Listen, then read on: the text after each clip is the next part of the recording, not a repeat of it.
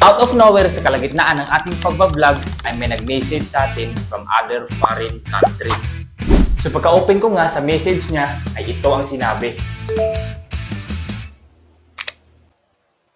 Hi Patrick, I'm Canadian and will be in Anda late April. I saw your publicity and visited your Facebook. Could you arrange a day tour? Hindi ko na nga pinalagpas ang pagkakataon na ito at inaccept ko na ang offer niya. Hindi ko na nga pinalagpas ang pagkakataon na ito at inaccept ko na ang offer niya. Actually, first time ko tong gagawin sa buong buhay ko. At dahil nga mahilig tayo sa adventure, tara, samahan nyo ako sa aking 4 days adventure with a foreign tourist.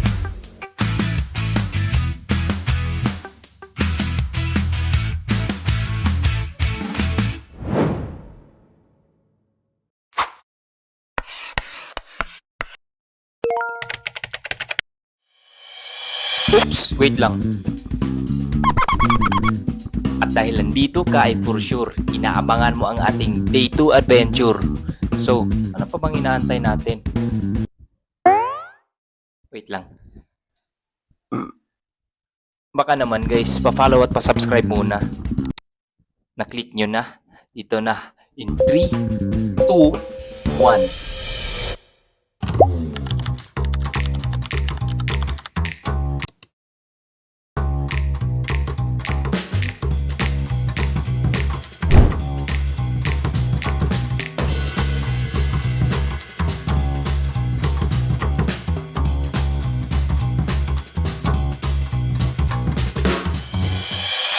It's 10 o'clock na pala nang makarating kami dito. Pagkabungad nga ng falls ay sobrang namangha si Michelle.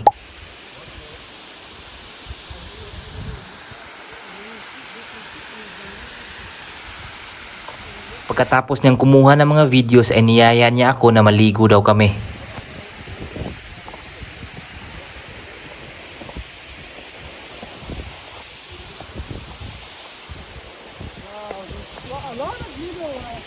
Yes, well, this one.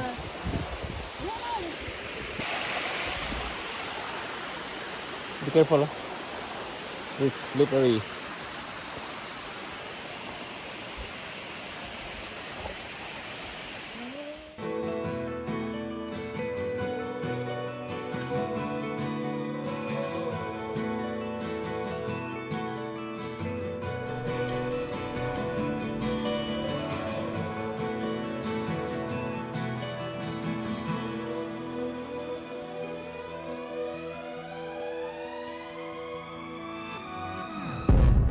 Waking up to ash and dust, I wipe my brow and I sweat my rust. I'm breathing in the chemicals.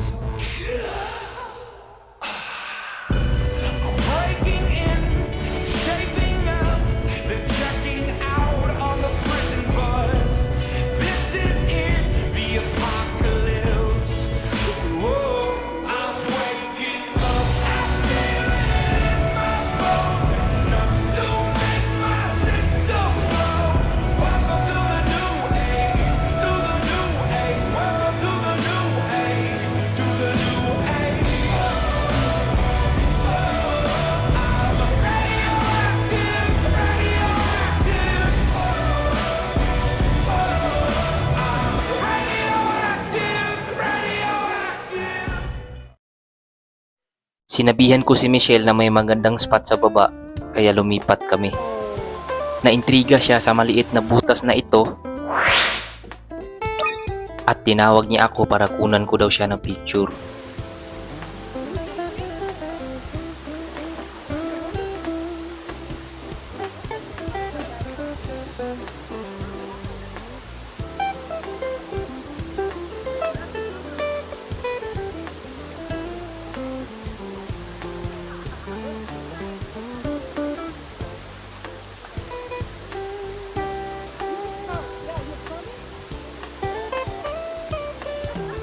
Grabe guys, ang bait ni Michelle. At ang napansin ko sa kanya ay na-appreciate niya ang kahit mga simpleng mga bagay-bagay.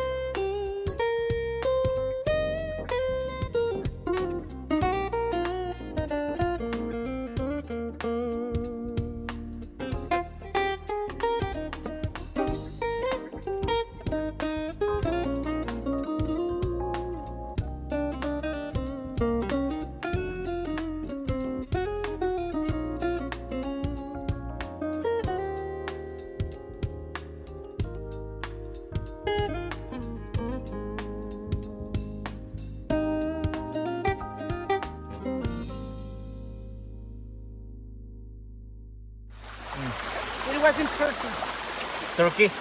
Sa mga oras na ito ay tinawag niya ako at nagkwento siya tungkol sa mga karanasan niya sa buhay. Nag-share siya ng ideas and thoughts at marami siyang payo na binahagi sa akin. Hanggang sa dumating yung point na palalim na yung pinag-uusapan namin. Inopen niya yung mga kultura nila sa kanilang bansa at ang kanyang mga paniniwala. At ang hindi ko makakalimutan na sinabi niya ay isa daw siyang old soul. Yun bang matagal na daw na buhay ang kanyang kaluluwa dito sa mundo, o yung tinatawag natin na reincarnation. Mabubuhay ka ulit sa susunod na buhay. Medyo kinalabutan lang ako sa mga oras na ito dahil first time ko maka-encounter ng ganitong tao. Actually, sa mga videos ko lang nakikita ang about sa mga reincarnation, pero kahit ako ay napapaniwala dahil may mga bagay na parang pamilyar kahit di mo pa napagdaanan.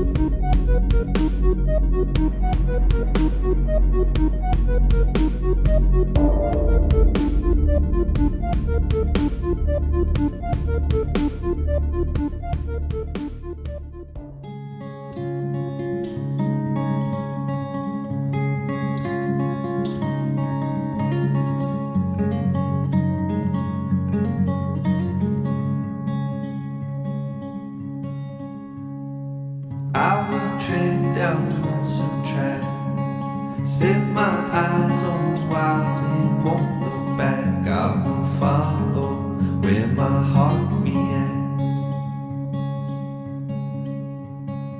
venture out to the great unknown, find a place where I can feel alive again, throw caution to the wind. I'll find my feet on the way. I'll find my feet on the way.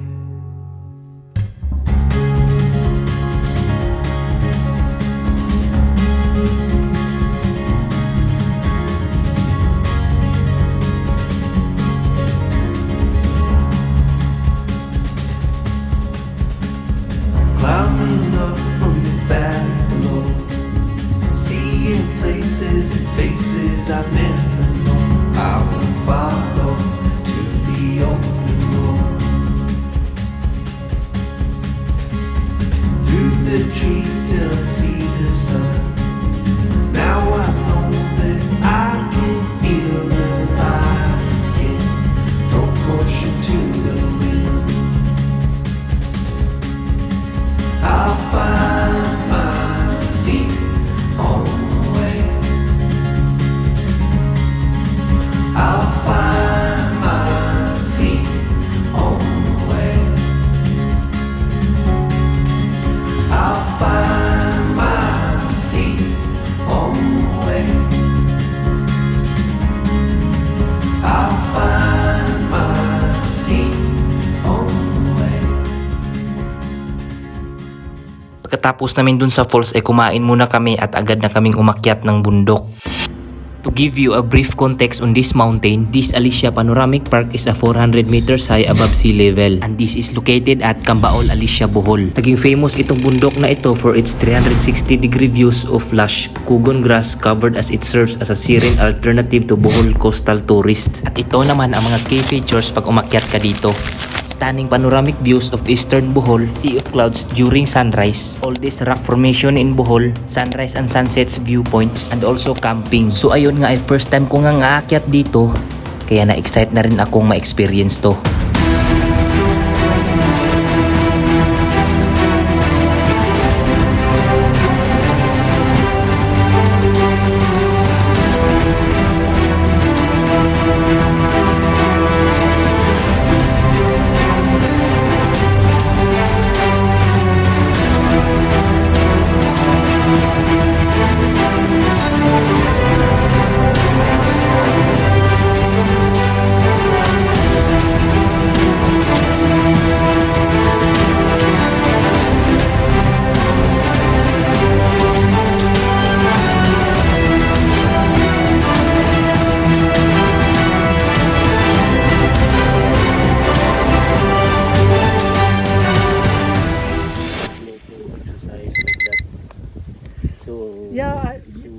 I have to slow for the exercise, but it's, it,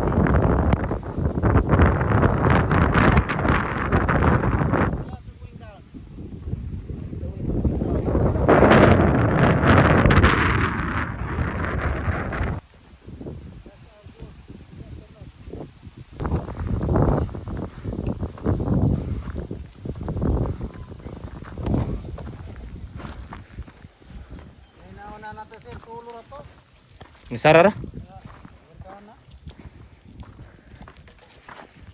Way guide? Ah, dapat doon ay guide. Ah, oo.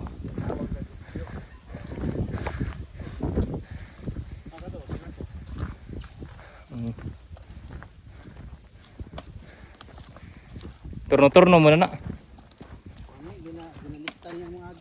Ah.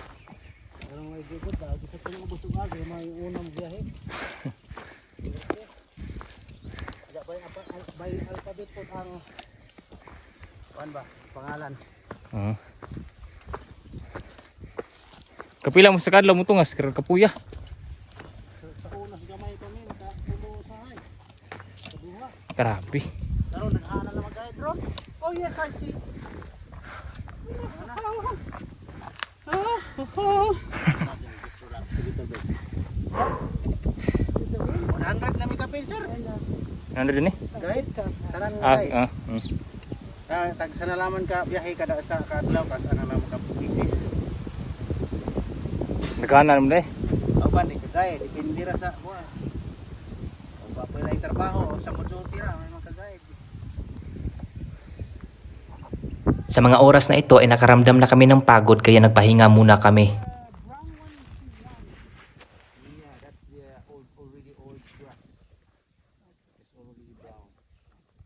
That smoke is maybe naramdaman dito the charcoal, you know charcoal?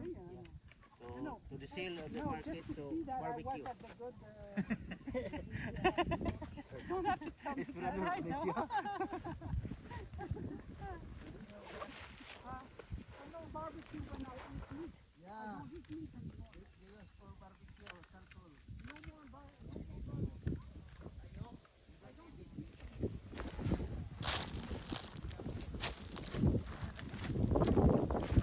Pataas at pababa pala yung bundok na ito na nasa 2 kilometers yung layo hanggang sa makarating ka sa tuktok nito.